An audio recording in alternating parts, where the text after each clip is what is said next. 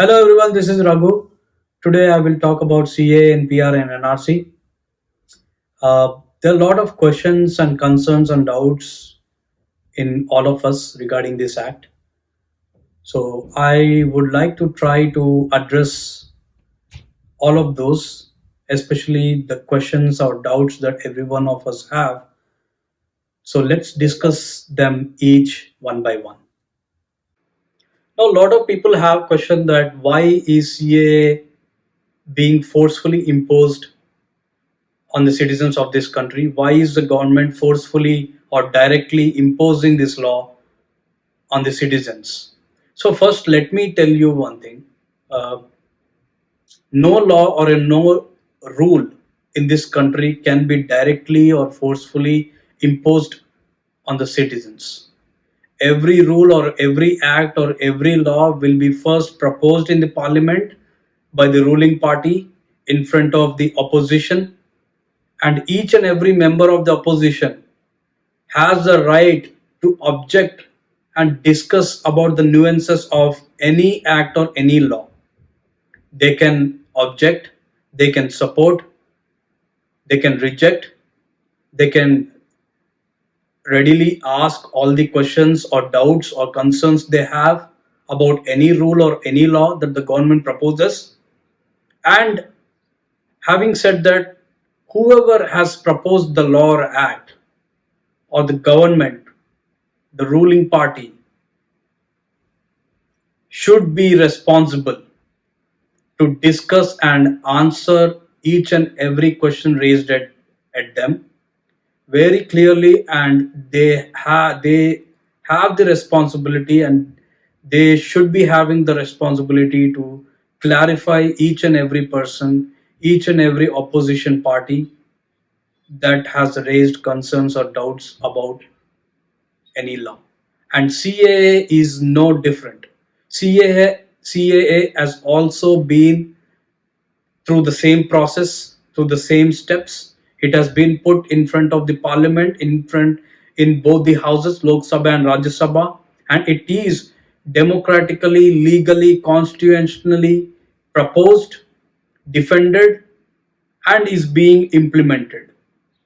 So all of you, whoever is thinking that government is forcing this law upon us directly at their own wish, at their own will, this is incorrect. So please think that every law, every act will be democratically proposed in the parliament and will be taken approval if the majority of the parties, majority of the people vote for the law or any act. A lot of people ask that why is CAA required now? Is it really important now in this country? So first we need to understand that why is CAA important?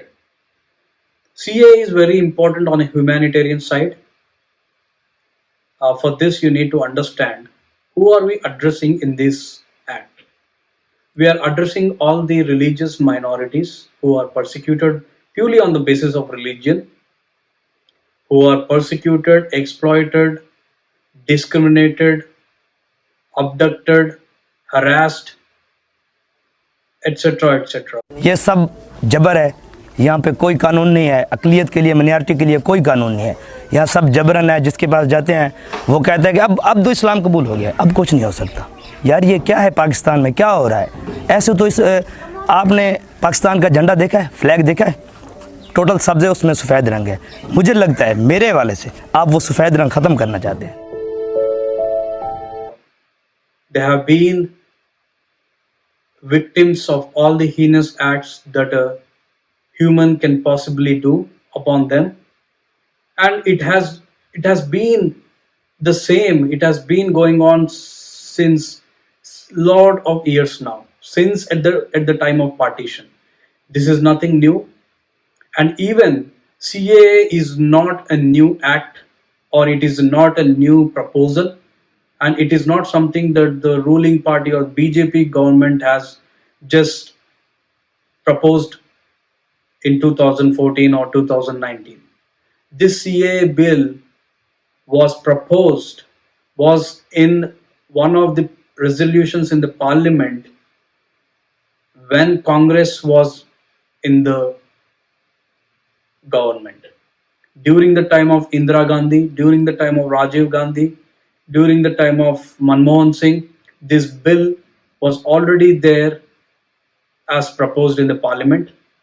And second thing, why is it important? Not only on humanitarian side, you have to go back to the time or during the partition.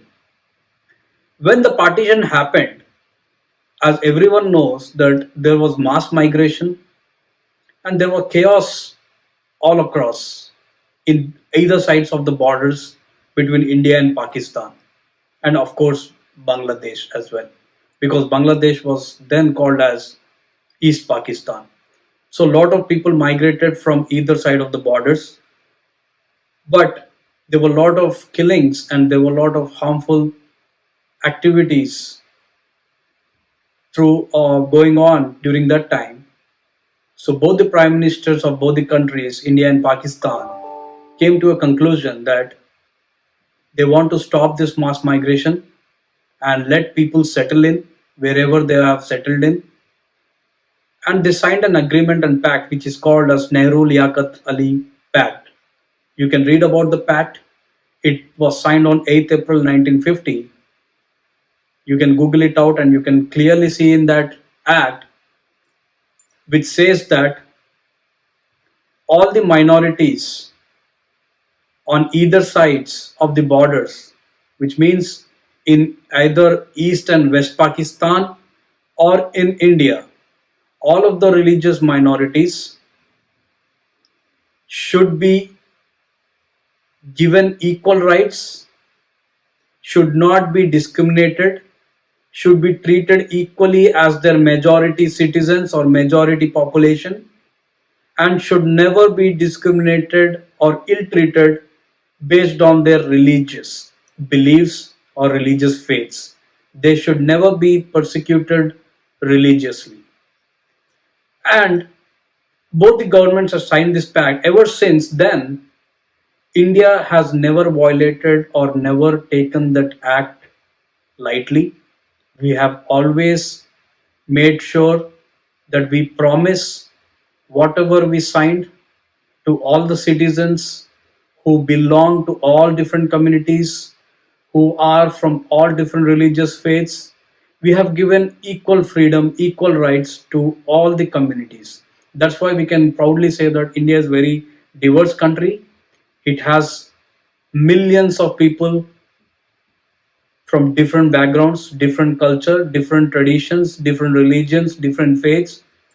But ever since that act was signed or agreement was signed, unfortunately, the Pakistani government, East and West, did not comply or did not take the responsibility to provide shelter and give equal rights and freedom to the religious minorities. And who are these religious minorities? The religious minorities in India were non-Hindus, and the religious minorities in Pakistan were non-Muslims. And you can ask why. If you know, the main reason of the partition was purely on the basis of religion. So this is no, there is no denying of this fact. It cannot be hidden or it cannot be ignored. The fact is the partition happened on the grounds of two-nation theory, on the belief of two-nation theory, and it was purely on the basis of religion. And what does two-nation theory say? The two-nation theory said Hindus and Muslims cannot live together in the same country because their religious faiths and beliefs, customs, traditions, festivals, rituals are completely different and opposite to each other. So it will be impossible to practice all of them living in the same country. And if anything is violated or anything is not treated or reciprocated well, there will be curfews, there will be damage to the country, and its people. So based on this theory, the ruling government at that time when British was leaving, it gave the transfer of power to both the parties, and at the same time the decision of partition was approved.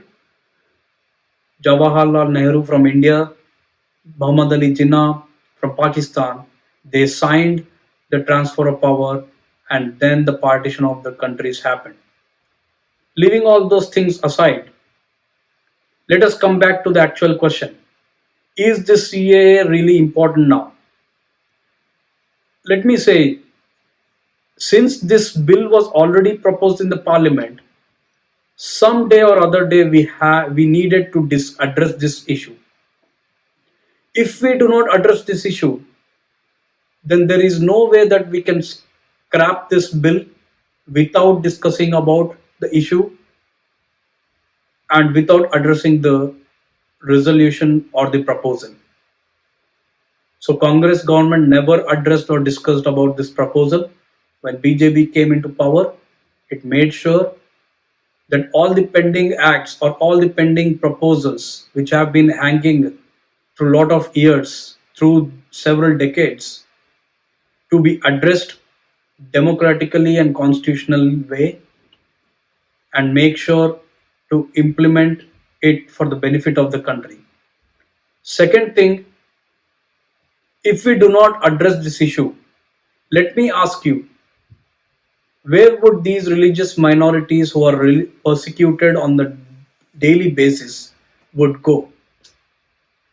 Shall we leave them to die? Lot of them have migrated and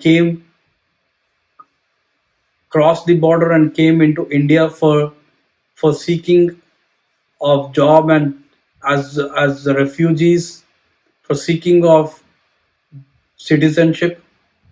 So what do we do with these people? Do we throw them back to where they belong? And why we should not do this?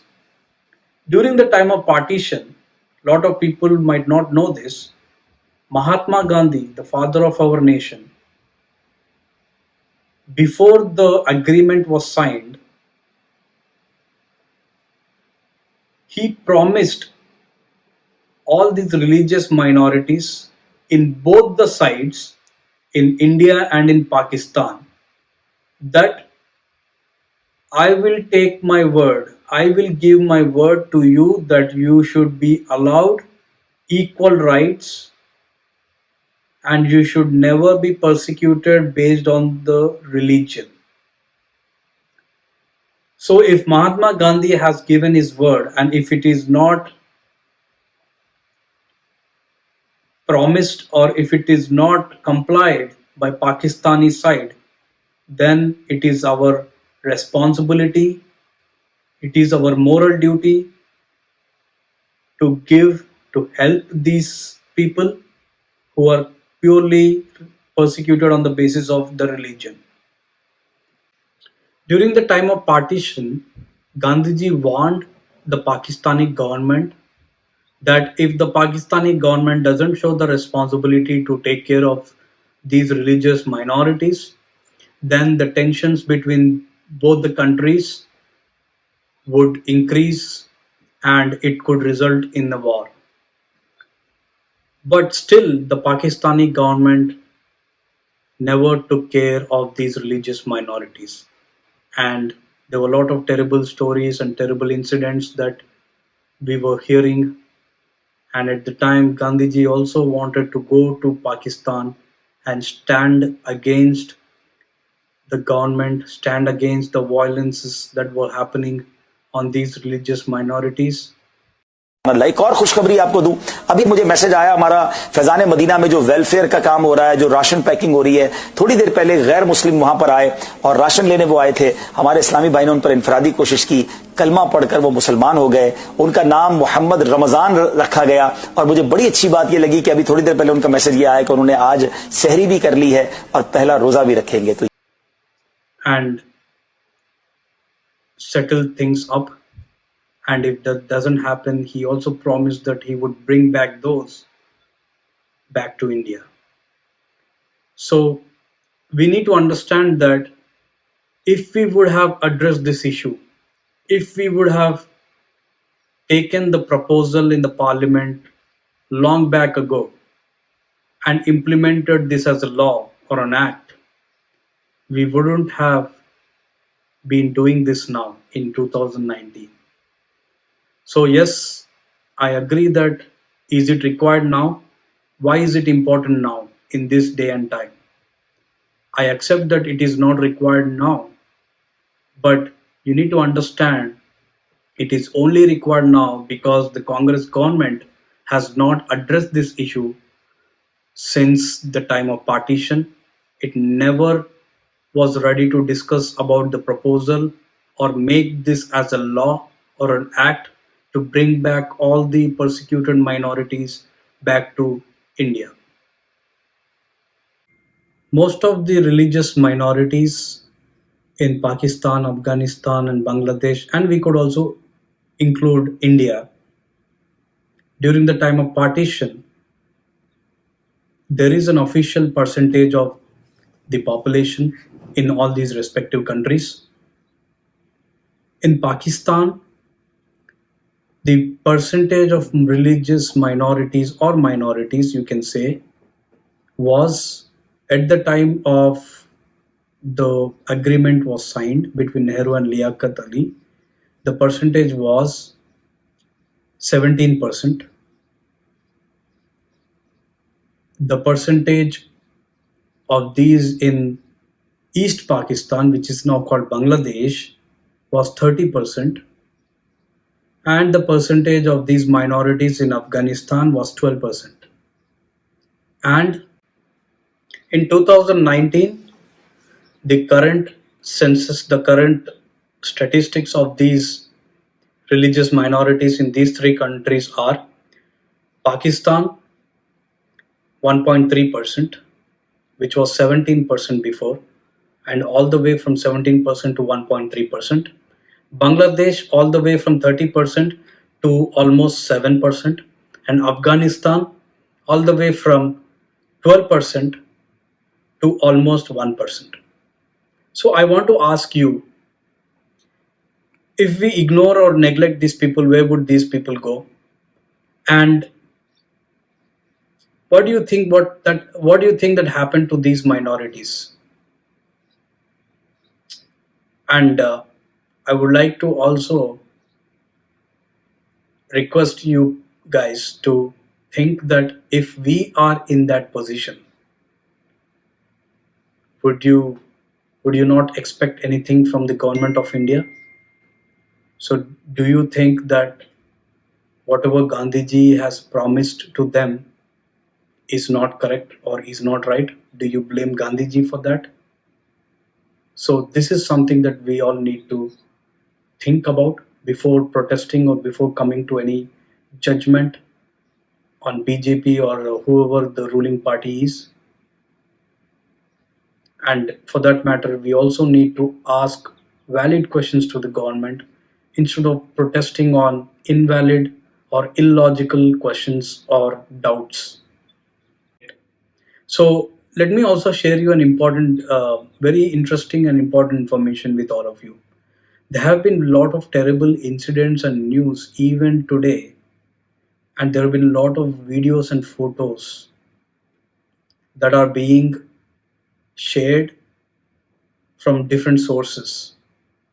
I can share some, but there are hundreds of examples, hundreds of evidences of what has happened and what is been happening to these people.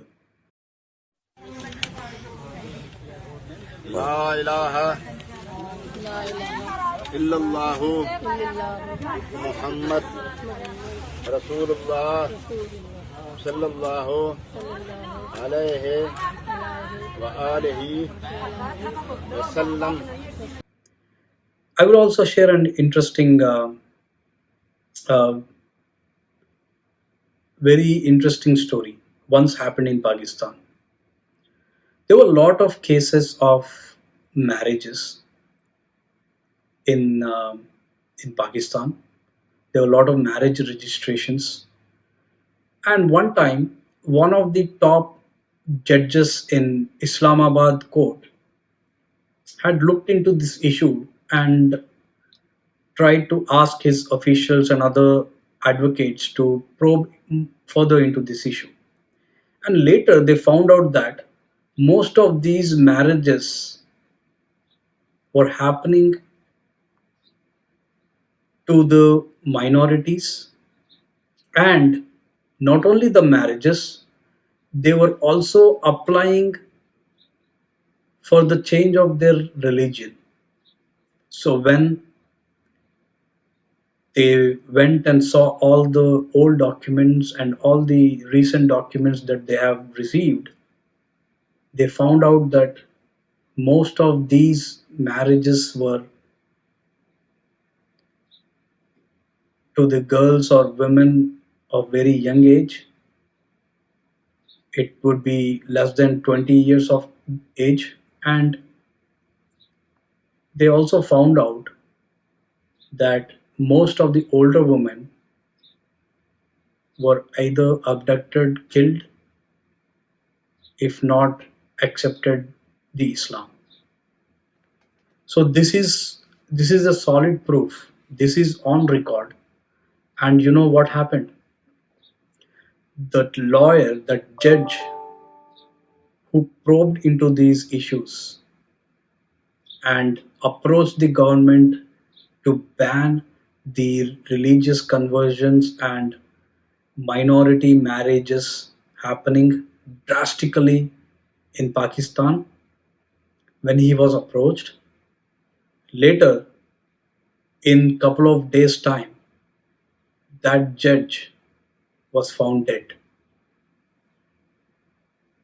Now, there are lots of hundreds of incidents like this. I'm not trying to just provide you any fake news. I myself researched about it from multiple sources, and you can also do that. So this is a clear evidence that how much right or freedom that minorities have in Pakistan. And it is the same case in Afghanistan and Bangladesh. Recently, we have also seen that a Gurudwara was completely destroyed. It was bombed and it was blasted, and most of the Sikh brothers and sisters, they were killed in that attack. This happened in 2020.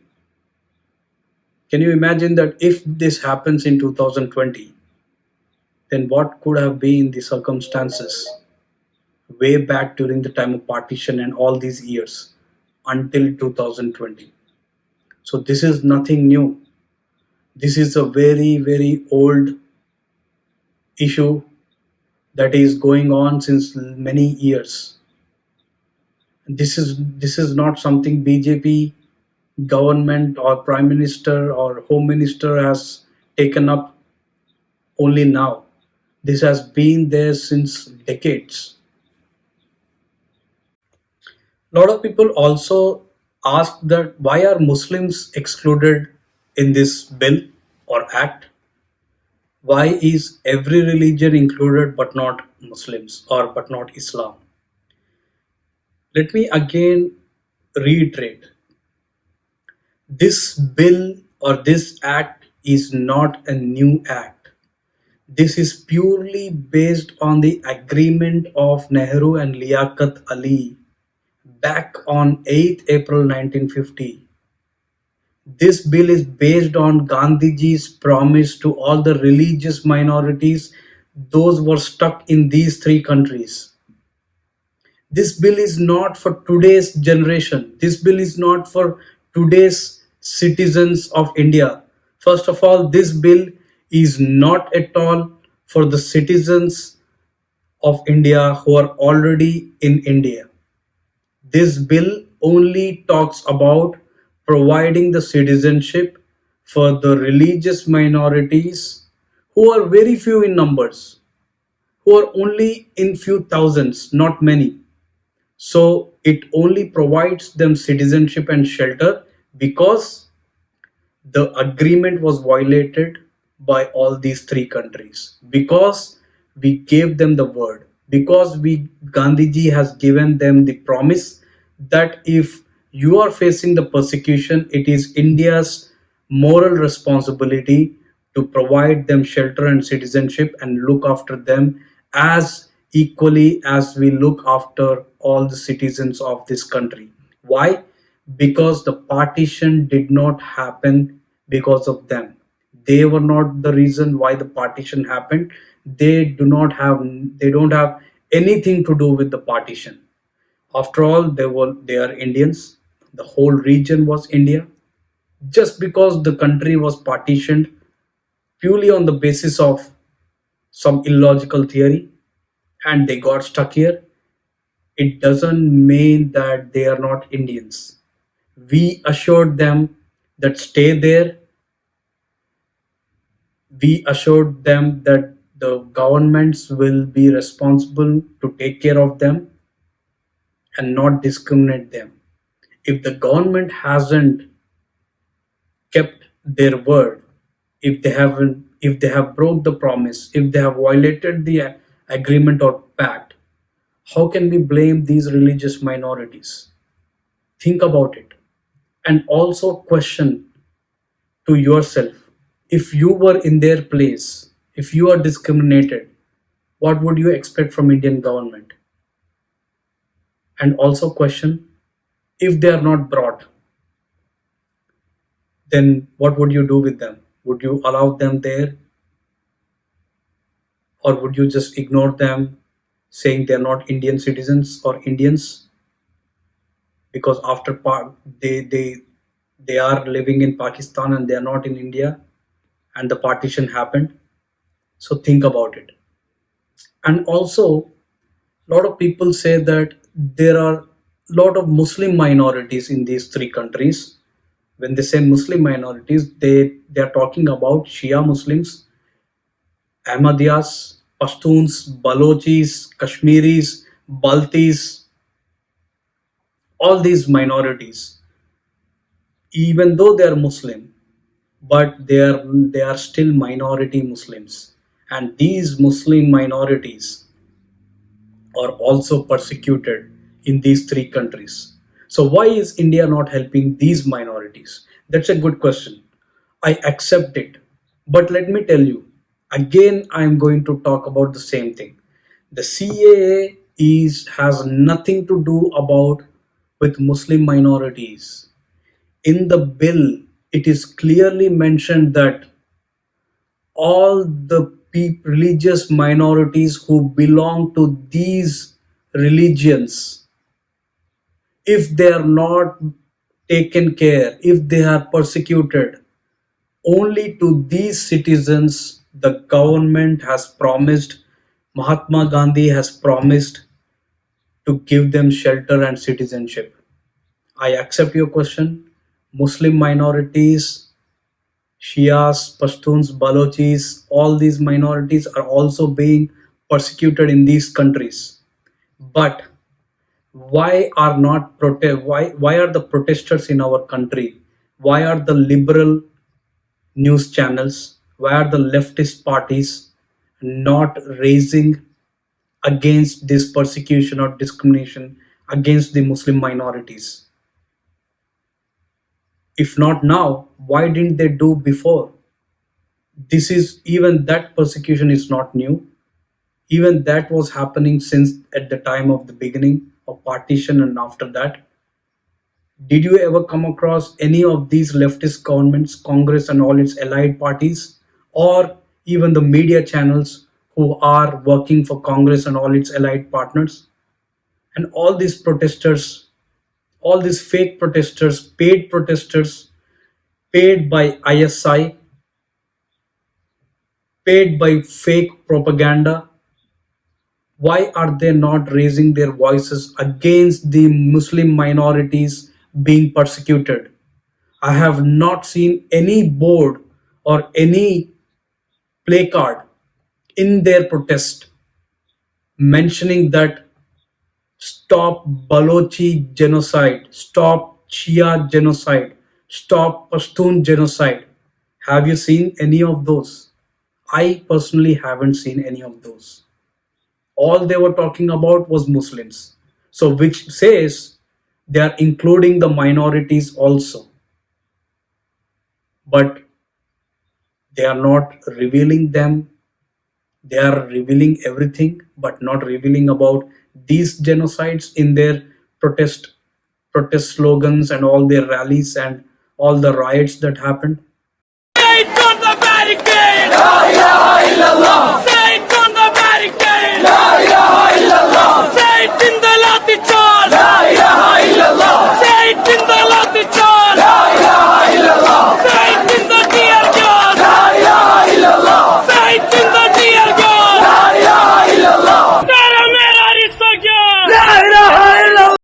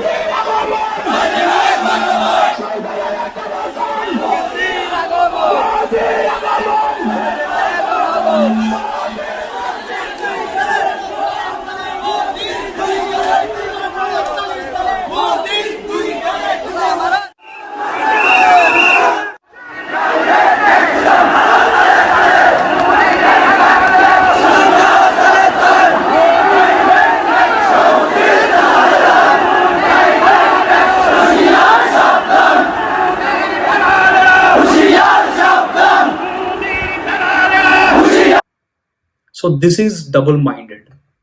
This is completely hypocrisy. And through this, it proves that all these protests and rallies and whatever is going on is just to throw stones at BJP government, to just oppose, because they are opposition parties. Everything is on a fake propaganda. Most of this propaganda is either run by the leftist government, and these are paid by Pakistan, ISI, and all its terror organizations. So please don't get into this trap. I would appeal all the youngsters, all the Muslim brothers and sisters, that this CA bill is nothing to do with all the protests of fake propaganda. So don't think that Muslims are ignored. This bill does not talk about those. Yes, you need a separate protest. You need a separate revolt to tell the world, to expose the truth that is being happening in these countries against the Muslim minorities. And not only doing that, why don't we all join this movement and expose the truth that is happening on Muslim minorities? And there are more than 50 Muslim countries. There are many Shia countries, there are many Sunni countries, but why are none of these countries willing to accept these people? Why is Gulf not willing to own or accept these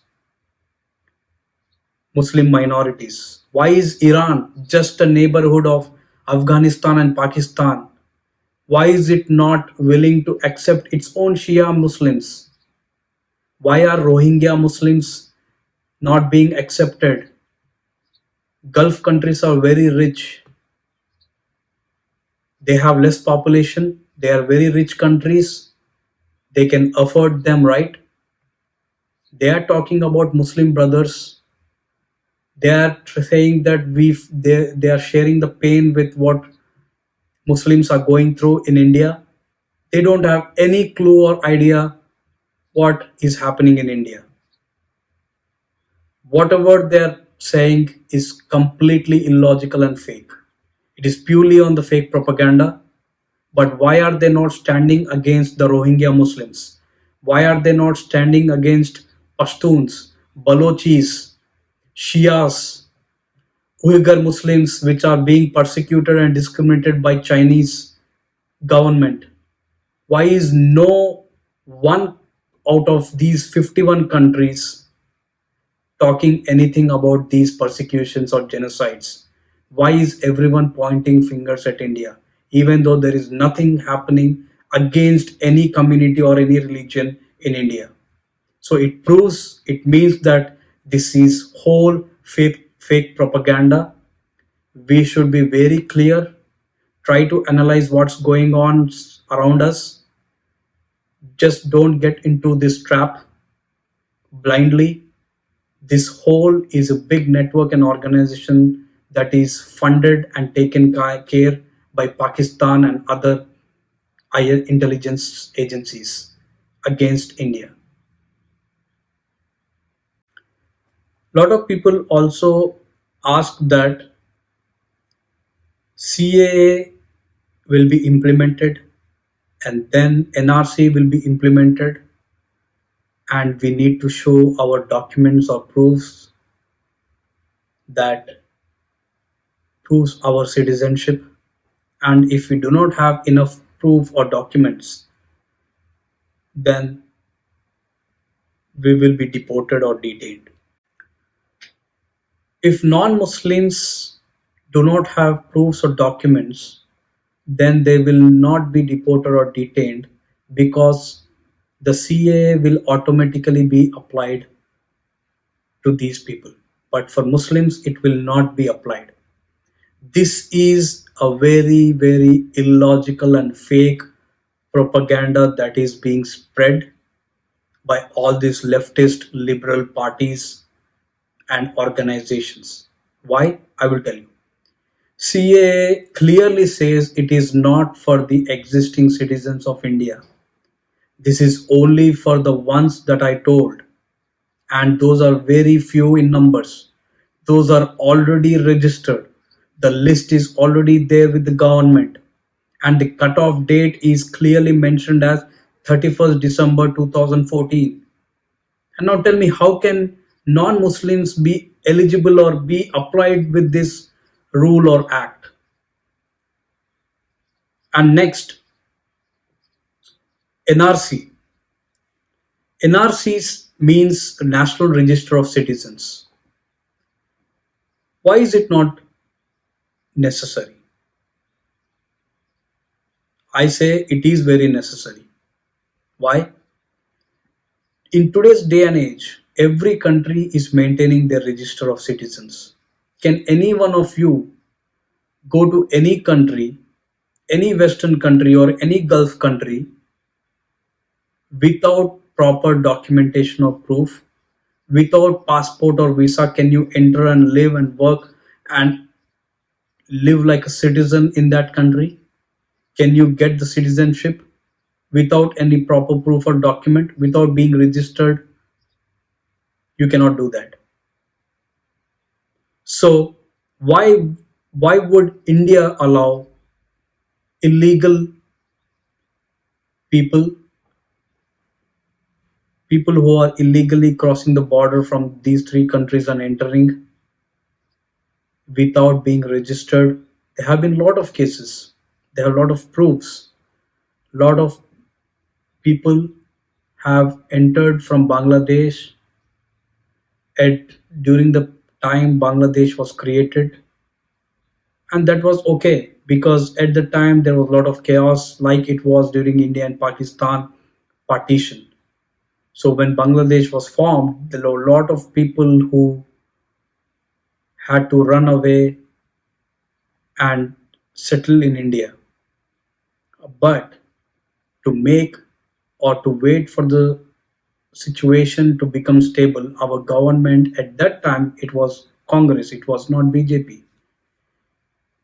Congress came up with a proposal that let them be stable here for some time, and we will make a note of all of them.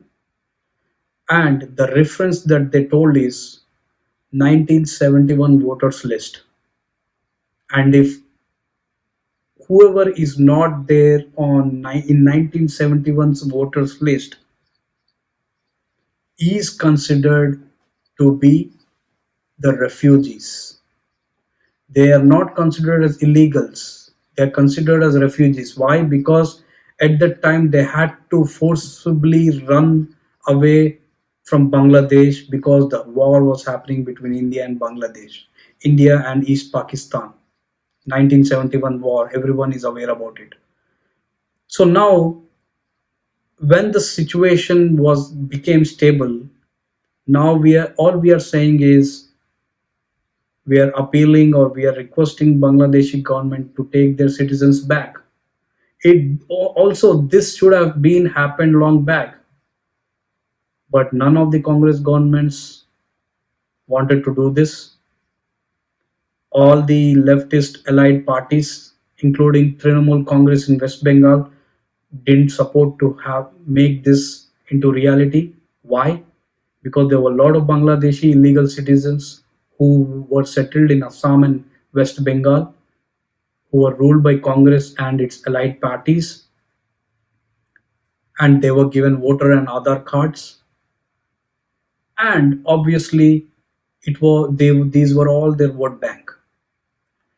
So people try to understand everything in an overall way, in an overall picture, before protesting or before saying, just judging on a based on a particular line or a sentence or a law.